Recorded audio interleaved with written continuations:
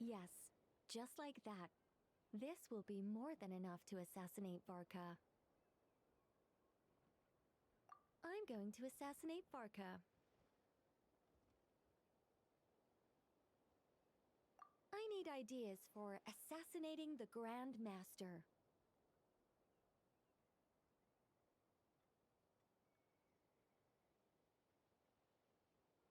I went over this with Alice a long while ago. She stands with me, and has even offered several ideas on how I might take him out.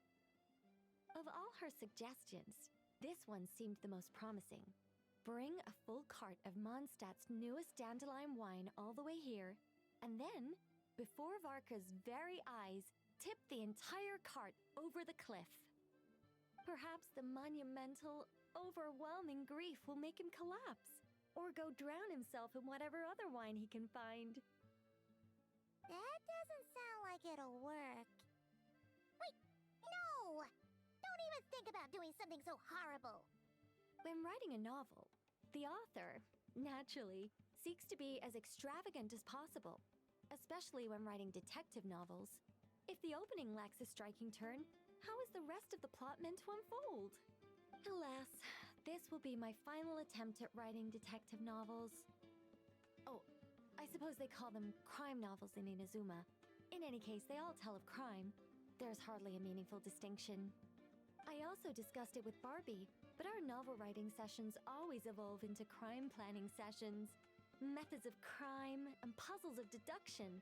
We have explored plenty of those, yet the plot would not advance.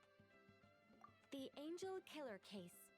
Try as they might, the culprit remained elusive. The desperate detective rushed into the crowd, then shouted the revered names of the 4 great rulers at the sky. Whoosh! Pitter-patter. Boom!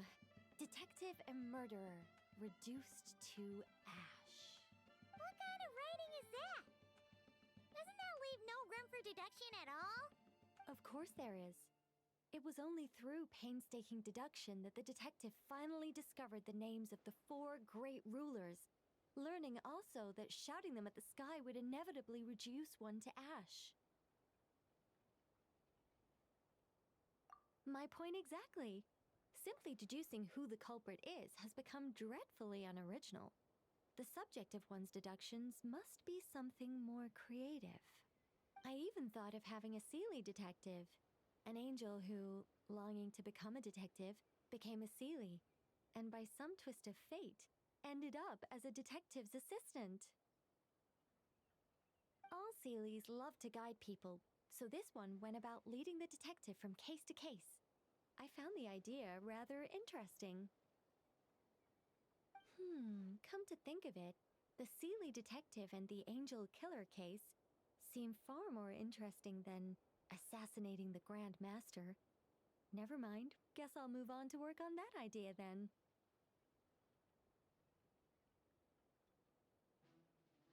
It's precisely because I overthink every little detail that I've lost interest in continuing. Not to mention the mountain of words I'll have to write.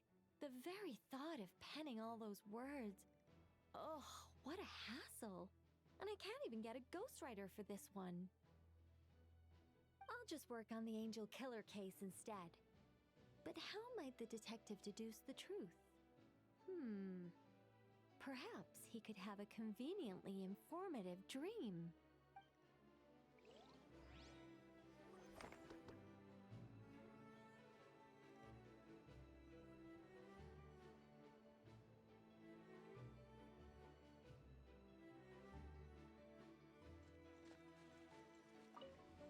Seelie detective. Hold on. Why not have the Seelie guide that detective to assassinate the Grand Master instead?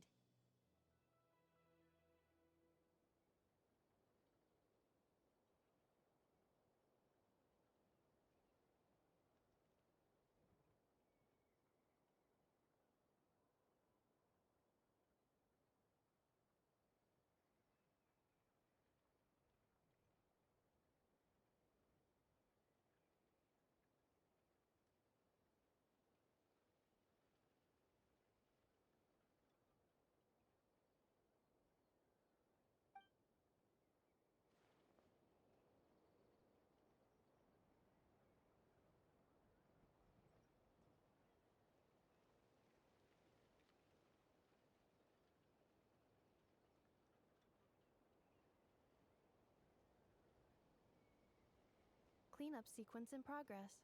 Based on data from past incidents, please avoid dropping small items such as mora, screws, gears, minerals, toys, gummies, snacks, hairbands, socks, and slippers.